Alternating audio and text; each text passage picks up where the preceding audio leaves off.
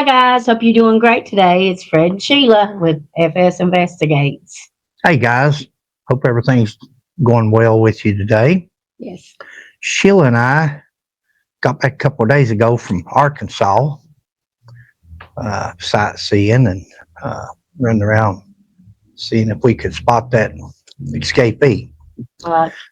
No, and but they're the state police there, Arkansas State Police, are well on it. It's a different outfit down there than. But anyway, guys, we're getting ready to call Jimmy Phelps, Okay. Kentucky state trooper, former state trooper Mm-hmm. from London, Kentucky. Him and his brother, Johnny, Detective Johnny Phelps, are two of the names that's come up throughout the years that helped investigate other things dealing with the Johnny Edrington case. Now, in one of the posts that somebody sent us from a Lowell County post or page or something, or maybe in their personal page, I don't know. Somebody sent us a phone number and said that Jimmy said to contact him. Now, Jimmy's sister has made the statement a couple of times on our Facebook or our YouTube channel that they've tried to contact us and all this and that, and we've asked to see phone messages or things, and we haven't seen any. Okay. And what we're going to do right now is we're going to be live on 2 or 3 different cameras. That way we'll have, again, Sheila and I like to do things with proof. We like to show what we do. We like to prove what we do. We don't try to be magicians. Once upon a time I did try being I can do some magic. You can. But we don't do that with our investigative skills or what lack of or whatever you want to call it, but we try to be honest. Definitely. So I am going to I'm going to type this number in. Give him a call. And I'm going to give them a call. And again, they said they've tried to call us. We haven't received a first call. And I have a feeling that nobody will answer. I hope they do. You know, only way you ever get to the bottom of something or investigating something is to communicate. Communication is, and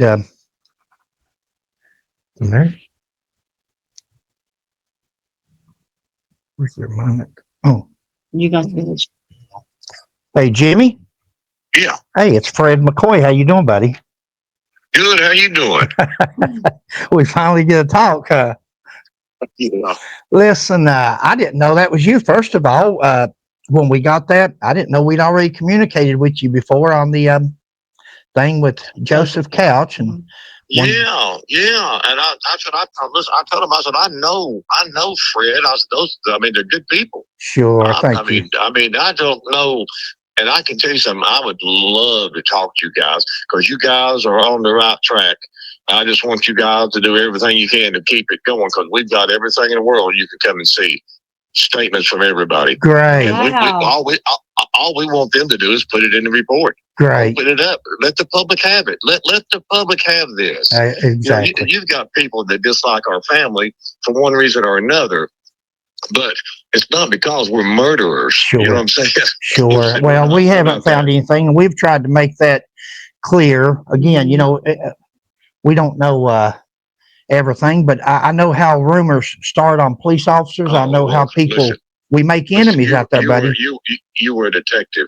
I wish you would look at this. You come and look at this evidence and you tell me, you just forget everything else. You look at the evidence that the state police wouldn't put into that report. Wow. Well, let me ask you something, Jimmy. What besides, and that's one reason I've taken so long, because I figured your stand on it was going to be that, well, he had the gun in his hand, but I'm sure you've. Let me tell you what happened. Go ahead. I know you. I like to sit down and talk to you and show you. But anyway, if Johnny Edrington was the best guy in the world, they started running me and my brother, one got in a fight. There was never an argument, even an argument between us. Okay. He was the greatest guy in the world. I don't know if anybody ever had an argument with Johnny, but he let his finances get to him. And what the state police didn't want the public to think is that we had a trooper capable of laying down on solid road and killing himself. Johnny had to park his cruiser. We had to have a rider policy on our cruisers back then. Insurance, we had to maintain it ourselves. You remember those days? I do. Okay, anyway, Johnny was going to have to park his cruiser on post the following week because he had no car insurance. His car insurance was like 3 or 4 months expired for non-payment. He was getting evicted from his apartment. He got his home phone. You had to have a phone because you were on call. He had his home phone disconnected for non-payment. He was getting evicted from his apartment. His electric he got a notice from the electric company that his electric was going to be turned off.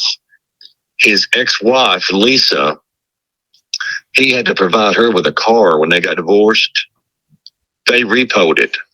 So she had called trying to get a hold of him, and he called her back, and he told her, Lisa said, I'll always love you, and you know that. Said, I've got a baby on the way. You know I never wanted kids. Said, I promise you, I'll make this right. I'm going to take care of everything. I'm going to take care of everything. But he said, I just feel like my whole world's collapsing on me, is what he told her. Well, Johnny he changed shifts. He worked days. He changed shifts with Donnie Chardo to work that shift. You go out there and look where this happened, and you'll see the straight stretch. He could go and have visibility both ways to see if anything was coming, any cars, so he could do what he had planned to do.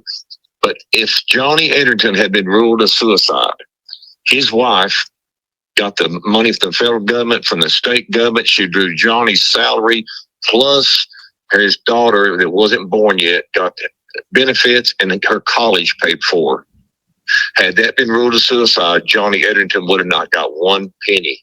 His widow would have not got 1 penny. But that's never put into the equation. This whole thing was about money, and while Major Lovett wanted it to be a homicide instead of a suicide. That was it in a nutshell, to take care of his family. But somewhere along the line, somebody wanted to say that, the Phelps brothers killed him. And that...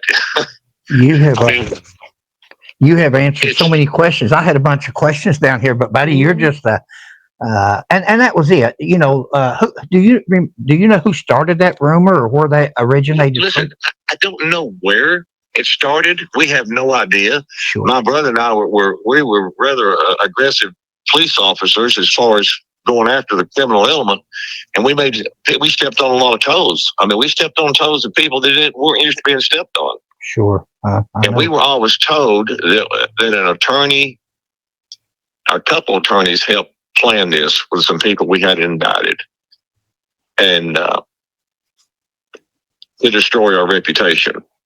Oh, buddy, they almost did, didn't they? Oh, listen, our family has endured 37 years of that. Yeah. And now it's worse than ever. Sure. But it's just people pushing a negative agenda that's non-existent. Listen, Fred, you're as guilty of killing Johnny Edrington as I am. Wow. You know what I'm saying? Yeah, I know what you're saying. I know exactly what you're saying. And I'll tell you what, if you got the opportunity, and listen, we got the report where the state police, the FBI did an evaluation on the Edrington case. They said suicide. The state police would not even put that in the report. I've been in contact with the FBI to get that report for the Laurel County coroner. The Laurel County coroner wouldn't even sign the death certificate as a homicide because he knew it was a suicide. That night, every detective on the scene, they brought them from Richmond Post, they brought them from Hazard Post, London Post. Everybody on the scene was there in the coroner and the sheriff and the deputy coroner, and they all said he killed himself. I have to disagree with you there because we've talked to some that didn't agree that night. And that was my question to you is... If they were on the scene, I don't know if it was a detective on the scene. I don't know if any detective. No, this is not detective. This was troopers. That's actually in the pictures in the newspapers. That was there. And I didn't know you said detectives. I thought you said any officer on the scene. So, no. Okay. No. But some people after the fact, Mike Sapp was a good friend of mine. But he went up to colonel in the state police. Of course. Mike investigated it again. Yeah. Mike Sapp was a fine man. I mean, I always liked him, but him and Johnny Edrington were best buddies from Taylor County Sheriff's Department. And Mike would not hear to the fact. And I told Mike many times, I said, Mike, buddy, you know how bad I wish somebody had done it, that he's in jail. But I said, if you just look at all the evidence, but they would never listen to the evidence of the death. Well, let me ask you this, Jim. You know, you made some good points, but you know, you said that your mind was made up at night. I thought Asher was awful fast by saying by the next morning, but I read in one of the posts where you said that night it was settled that night that it was the S side. But my question is, how did, if that's it, how did you know it was S side? Because you didn't know his finances, you didn't know his insurance, you didn't know his marital problems. But everybody, but yeah, we did know that he was having financial problems. A bunch of us knew that he was having financial problems. He was his car insurance, we knew that was expired. He's going to have to park his cruiser. We knew that. We knew where he lived at. The landlord there is a friend of ours. We knew that he got a notice to get his electric cut off, and that his he's getting evicted. We knew those things, but he could have gone to mutual assistance and got help. And we don't know why he didn't. Jimmy, do you know that his entire he was back, I think, a couple of $1,000s in back payment on alimony to his ex, but other than that, he had less than $5,000-$10,000 in debt. You know, that's just not something people. I thought it was more than that. I know he owed $25,000 in back taxes to the federal government. On what? Where he just hadn't filed income tax? Well, he didn't. Yeah, he didn't pay his taxes every year. He was 25. See, this is all things. That's interesting because this is all things a person can check, of course.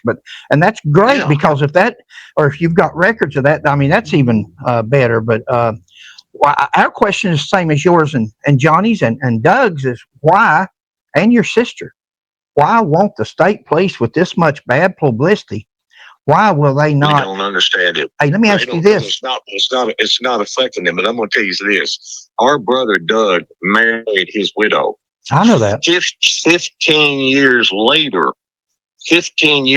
she went through a marriage with a guy and raised a son.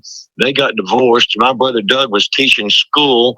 Her niece was teaching school at the same school, and she said, let me fix you up with my niece. With my aunt. And that's how they got together. And that was 15 years later. They were married 9 months, correct? They were married 6 to 9 months or something like that, no time. But their marriage was 16. Everybody's told a story around here that the Phelps brothers killed Johnny Edrington, and their brother married his wife shortly thereafter. Sure. See, we wasn't familiar with all this. We run up on this during the Doug Harless case, and then we run up on the newspaper articles where it started talking about you and Johnny, of course, and we didn't even cover that in our first videos because that's as a police officer, I know how that goes. And you're thinking, well, you know, let me ask you. I got so many questions here, and you're so informative. I seen what's your thoughts on Robert Foley? Is that completely out of your thoughts? Bob didn't do it. Listen, Bob's capable of killing you and me and everybody else. Exactly. He's a cold-blooded killer. I know him well. And matter of fact, we work cases that Bob, where he killed people. I can tell you more about Bob Foley than anybody. Okay. But Bob Foley didn't kill Johnny Edrington. Yeah. Well, we've talked to some of his relatives and people, and they say that some of them says they called the state police 36 years ago to tell them that what Bob had told them. And of course, you've probably seen Bob Foley killed that. You know what? Yeah. Of course, people do that. Of course, you're right there too. Dr. John Hunsaker did the autopsy. Yeah. Dr. John Hunsaker. Yeah. Dr. Hunsaker will tell you today. Now today, if you want, he will, Jim. Today he will. But now in the newspaper, January the 6th of '89, Asher or somebody had made a comment about it being a suicide. And Hunsaker told the Lexington Herald Leader, I have never told anyone. And on his report, he actually marked his report undetermined. He's never, but Asher said he said self-inflicted. He'll tell you that he got pressure from the heads of the state police to not make it a suicide. Dr. John Hunsaker was the Associate State Medical Examiner at the time. There were 3 different gunshot residue tests taken of his hands after he was discovered, which had abundant amounts of residue. He says after conducting the autopsy, he initially listed the manner of death as undetermined. And you're saying no one came back to you and asked you for your professional medical opinion on the cause of death, the manner of death, excuse me. No, I think they knew which way I was leaning. We asked him if it was possible Edrington's death was a homicide. Well, possible is a pretty weak standard, but sure, it's possible. Can you absolutely, quotes, absolutely rule it out? And I don't think you can absolutely rule it out. Hunsaker would tell you that. Well, and him today is a very educated and very seasoned medical examiner. At that time, he's a doctor and a lawyer. Yeah, at that time though, he was a young. Hey, let me ask you this. Speaking of that, did you ever work with Doug Asher's son, little Doug, when he was a trooper? No, I don't. I never did work with Doug. Okay. I think maybe I don't know. I think he might have worked for Harlan when he come on. Yeah, Hazard, Harlan. Do you know? He was a lot younger than me. I really didn't. Do you know why he left the state police at all? I don't know what happened with Asher's son. Sure. There was, I don't know. I really don't know the details of it. I know that he didn't retire from the state police and he left. Sure. And I don't really know why. Sure. Okay. I'm just curious. That was just some of the questions. Like I said, I'm looking at a list here. By God, you are. Well, let me ask you this: do you have any crime scene photos that I know as a 40-year police officer, I'm going to tell you this, and I'll never lie to you about anything. We have photos of the Edrington case. Sure. And I'm going to tell you why. Every detective on the scene, when they started covering that case up that night, everybody saw what they were doing. Everybody. And they said, we're going to try to make this a homicide. And we knew it was a cover-up. So we figured if they did, it was to benefit the family. But that's not right either. That's taxpayers' money that they're taking. And that's another reason I think the state police don't want to own it today, is because it was a cover-up. And they cost the taxpayers and insurance companies hundreds of thousands of dollars. They have to own up to doing that. Yeah. And they don't want to. Well, but that's the same. And thank you for being so. I mean, you're just great. I love talking to you. Mm-hmm. Very informative. Let me tell you this. Think about this, man. The FBI, the state police, sent off for a mental health forensic examination of the Edrington case. Exactly. When it came back, the FBI said suicide. The state police refused to put that report in the case report. They refused to put the FBI's report in their investigation. That's the cover-up. Well, let me ask you this. Why didn't Doug Asher, instead of waiting 35 years and drawing 30 years retirement, or you, or not even you was not a detective, but Johnny or Larry or... We've all done it. You filed written complaints with the FBI or the state police or the Attorney General's office?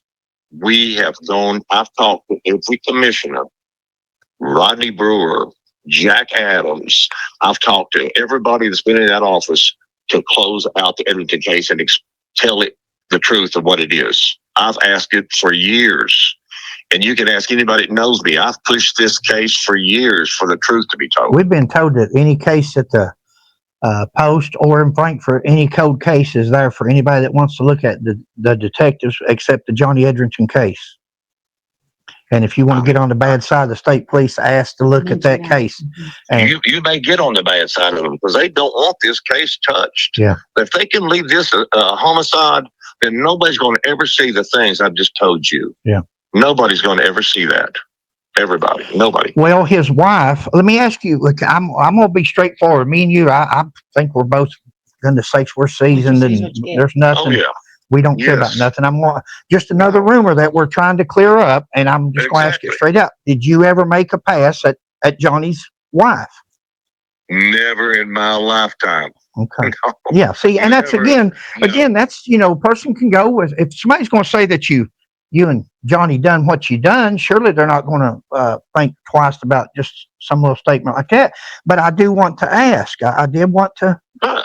No, matter of fact, you know what? I don't even know, honestly, if I've ever had a conversation with her or not. is Even new. when she married my brother, I may have spoke to her a few times in my life. She never was around us. Okay. No. Okay. I may have seen her a few times in my life, and she's always been friendly. And Nice there's no truth whatsoever to argument or a fight out in the parking lot or nothing 3 days. Never happened. Great. That never happened in a million years, ever. Hey, let me tell you a story. I'm not doing this to belittle Johnny's death, but I'm going to tell you a funny story.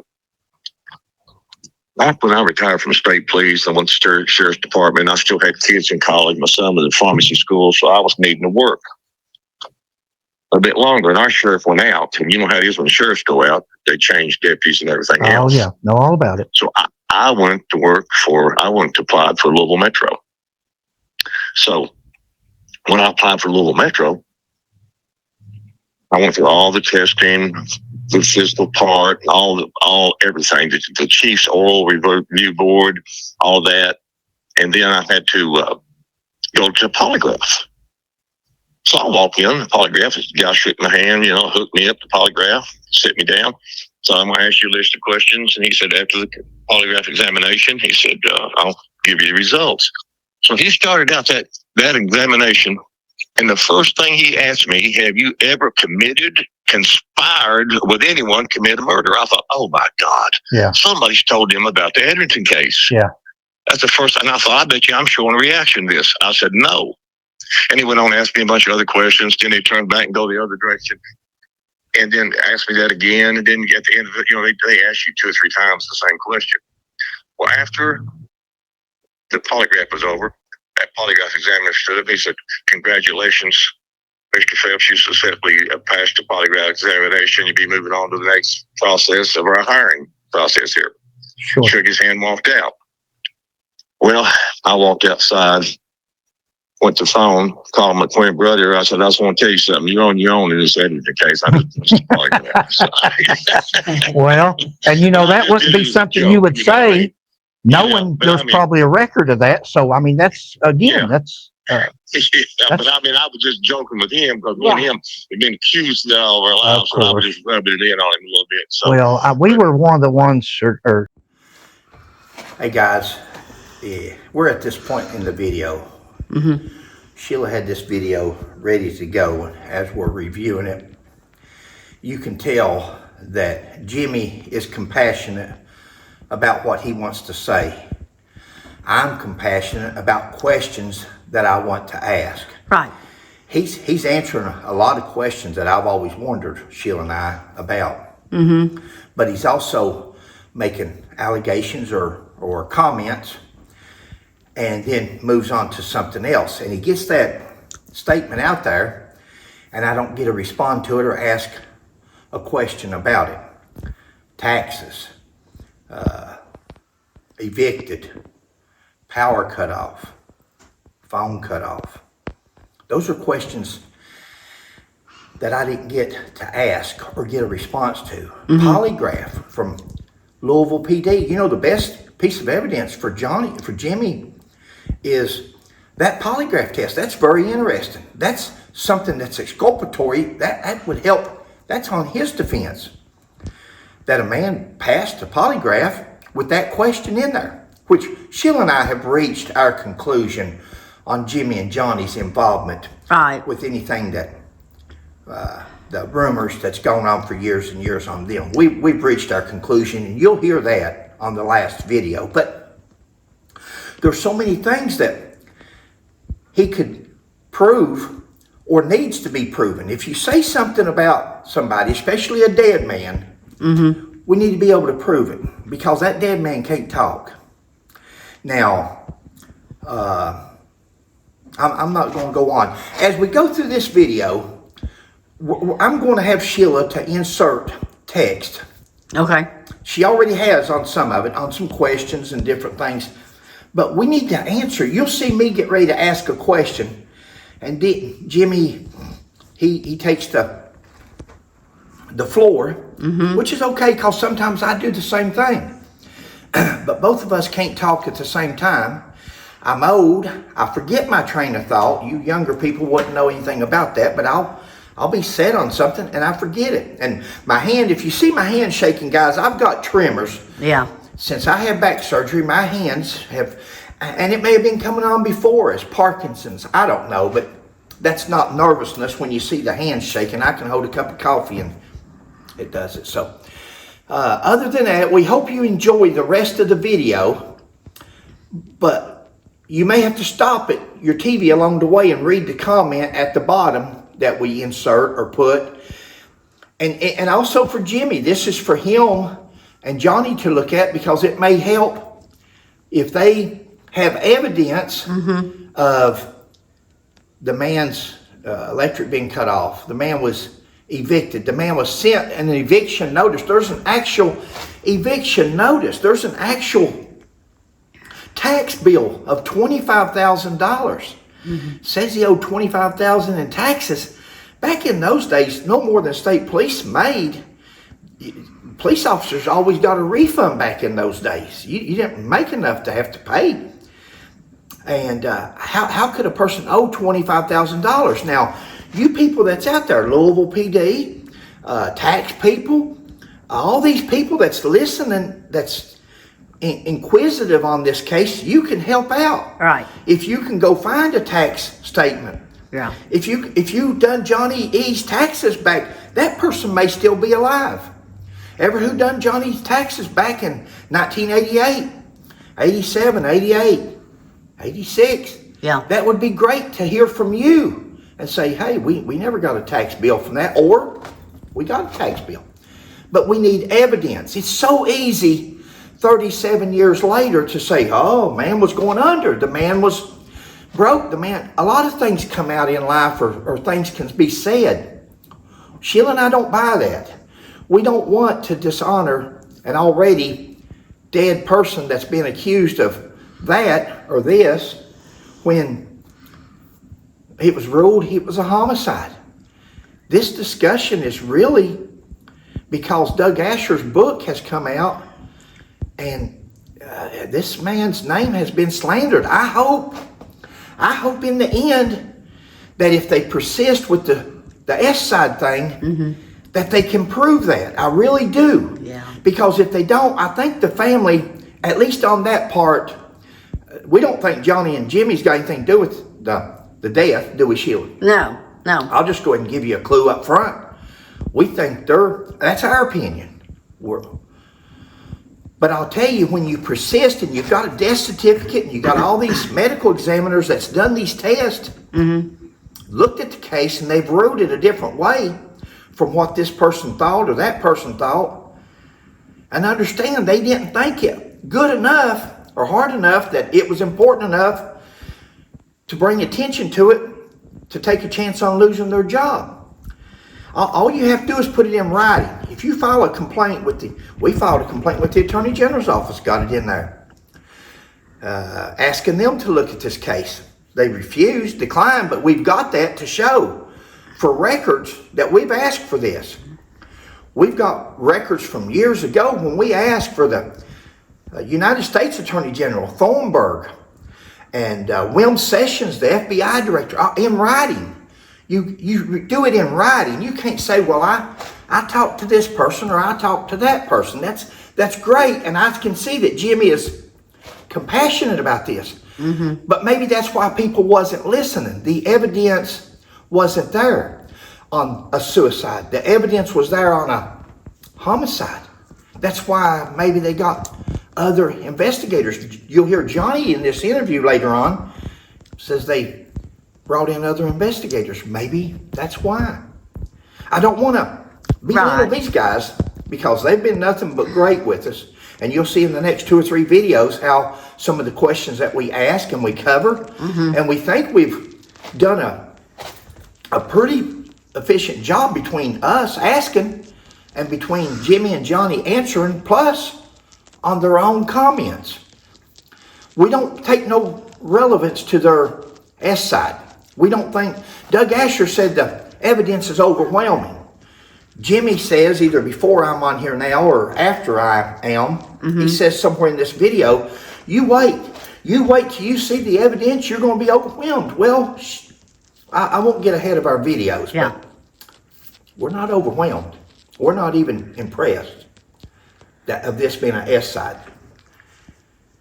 Guys, we're going to continue this video, and hopefully I've explained myself. If any of you out there that done taxes, that done electric bills, that landlords, now listen, landlords that served an eviction notice, because see, to serve an eviction notice, you have to be behind.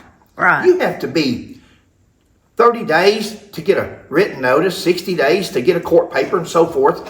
I used to serve all that when I was a deputy, but I can't remember But they would be something there that this happened. This has not just been late.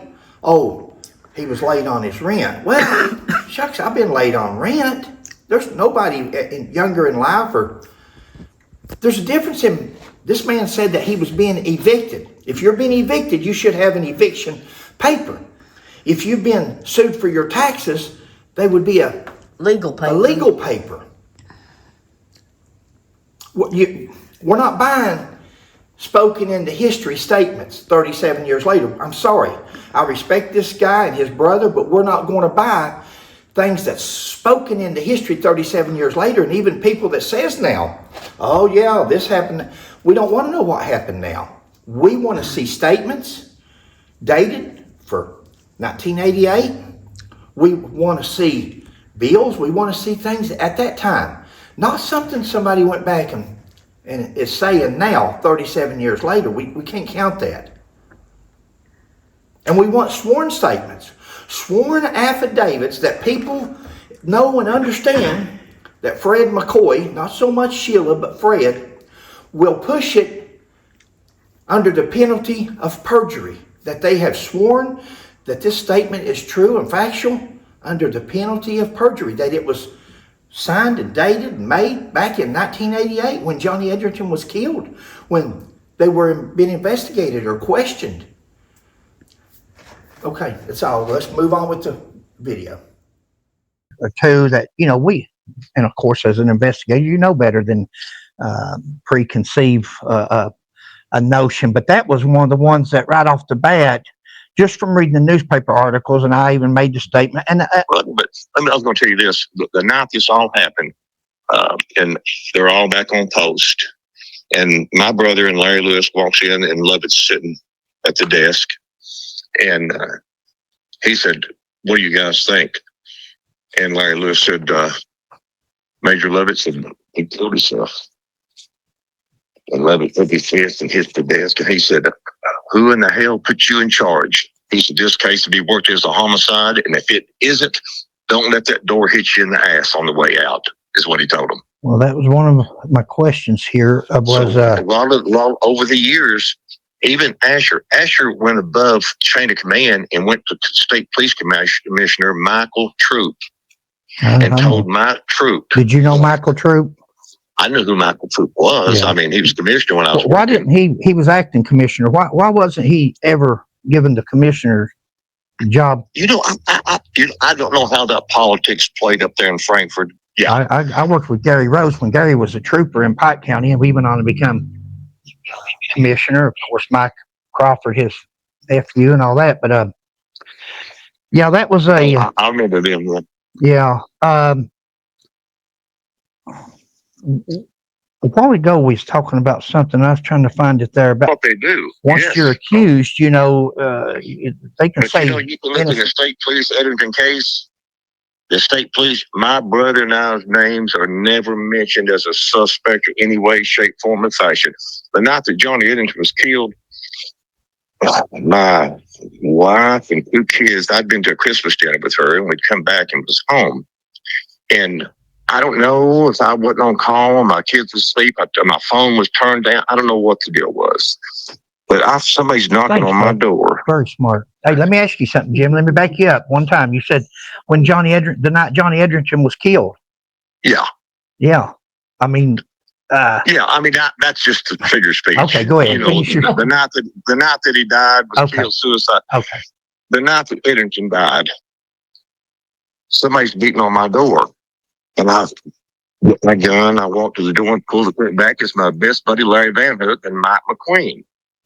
And I pulled the. I said, "What's going on?" They said, "Johnny E's dead." Well, we called Johnny E, and my brother Johnny P. And I thought they said Johnny's dead. And the first thing I said, my knees buckled under me. I thought it was my brother. I said, "What was he doing out this time of night?" Yeah. I mean, and it just hit me that my twin brother had been killed, and I thought, "What in the world?" But those guys come to my house and got me out of bed that night. And I was there with my wife at the time and 2 children. And I mean, she's not my biggest fan in the world, but she don't hate me, but she certainly wouldn't lie for me. Yeah. I mean, well, that was one of my questions was you out on the, when they realized that Johnny E hadn't checked in and they started putting out the all points and attempt to locate and so forth, did they not call you, all the troopers out to start looking for them, or, were? What they did, they polled all the units that were working and asked their 1020. Yeah. And they said, proceed towards Laurel County. We have a trooper not answering the radio. And but they didn't call nobody out from home. Well, no, not yet. Okay. No, because they really didn't think anything. Sure. Okay. That was a question we had. Yeah, I mean, they didn't do that until Earl Beatty, Trooper Beatty out of Pulaski County, rolled up and saw him laying there. Sure. But because I've heard stories, he was shot in his cruiser. I heard shot standing. Let me tell you something. If Johnny Edrington had thought this out and shot himself standing up, we wouldn't be having this conversation, because it would have been a rule of homicide and nobody would ever said anything other. You'd never be able to say anything other than that. You know what I mean? I mean, there's just no way that anybody could ever distinguish between homicide and suicide had he done this standing up. There's nobody. Fred, I was a policeman for 40 years. Okay. I started in 74. I retired in 2015. Okay. If a man ever fought me and got my gun, he's going to shoot me in the hind end, because I'm going to get to higher ground and try to get away. I'm not going to lay down and let somebody execute me, regardless of the situation. There's no way. Yeah, I don't think he was. That's why I was asking about photos. I'm not an expert or anything else, of course, but because I don't think he was laying down. I don't think he was laying down. Yeah. And how do you explain that recoil? If you look at the photograph, you know he's laying down. Okay. Because he's laying flat on the ground. He holds the pistol to the bridge of his nose in his left hand, and he pulls the thumb with the trigger with his right thumb, and when it goes off, his hand just falls straight back beside his head, and the pistol is laying in his left hand. How would that recoil? Did you see the demonstration we did with the recoil? Yeah, but I'm saying he had probably a death grip on that gun. I don't know. You and I can't put ourselves in that position, because we never thought about killing ourselves. Well, he probably had that gun with a grip on that gun, and when he shot, it just landed basically in it. I mean, in his hand. It was still in his hand, and there's no way anybody could have placed that gun in his hand. They would have been blowback. They'd been smeared. It'd been something. If you saw the photograph of him laying there, and he died laying there because there's a halo. The halo of where his head was flat on the ground when he killed himself, because it's just obvious. Anybody that would look at that photo. We showed the photos to the FBI recently, and they said, what's the issue? Why would this ever been anything but a suicide looking at these pictures? Sure. That's what we see. We haven't seen that. We haven't seen that. I'm talking about FBI agents working now. Listen, nobody pushed this. My mother heard these rumors on us over the years and would cry over this. Sure, no doubt. And I promised my mom before she passed away, I said, "Mom, I'll solve this case and get the truth out before you die." And I didn't. Well, we're not done yet. Working together like this, everybody. I'll do anything. I'll testify in any court setting. We've tried to get them to have a coroner's inquest. I've called the state medical examiner that's there now, I can't think of his name, and asked them to have a coroner's inquest. Do we present the evidence of the people still living what they know about the Edrington night. But see, it don't matter. And see now, what a Jimmy. jury would. It doesn't matters what's in that report back then. Anybody can say 37 years later, anybody can say, especially when half of them was dead and they're not here to stand up and say that's not. Look at Dr. What's his name, Sheila? Vincent DeMayo. DeMayo. Why would these guys? Why would David Jones? Why would Okay, let me tell you that. Dr. DeMayo, he didn't say it was definitely homicide. He said the people that went talking to him, Dr. Hunsaker will tell you this. Dr. Hunsaker said, he's a personal friend of mine. I was supposed to accompany the detectives to Texas to talk to Dr. DeMayo. But he said they went without me. I'm sure they didn't want to.